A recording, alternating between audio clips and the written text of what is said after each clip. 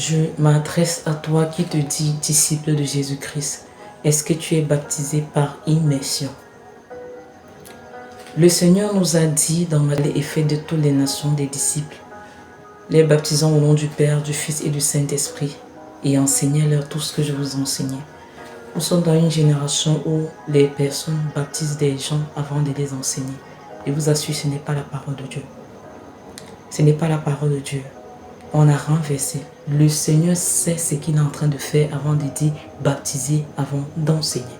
Pourquoi? Le baptême, c'est comme des vêtements qu'on prend et on met au nouveau-né qui vient d'arriver. Et le Seigneur nous dit, n'enseignons pas sans habiller, mais habillons avant d'enseigner. Et il y a beaucoup de baptêmes par immersion qui sont suivis de puissants baptêmes du Saint-Esprit. Plusieurs ont eu des visitations de l'Esprit lorsqu'ils sont descendus dans les eaux du baptême. Une ouverture d'esprit par rapport à la compréhension de la parole. J'ai toujours vu une très grande différence entre les personnes qu'on enseigne avant de baptiser et celles qui sont baptisées avant d'enseigner. Plusieurs de ceux qu'on enseigne sans être baptisés sont des vrais païens.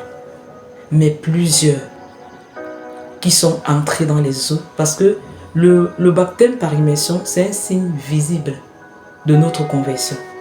C'est un signe visible et public de notre conversion. La Bible que celui qui croira et qui sera baptisé sera sauvé. Je vais te demander de quel est le baptême que tu as pris. Tu as pris des libations ou tu es entré dans les eaux comme Jésus. La Bible dit, Jésus lui-même, il est entré dans l'eau et il est sorti. Lis Matthieu 3.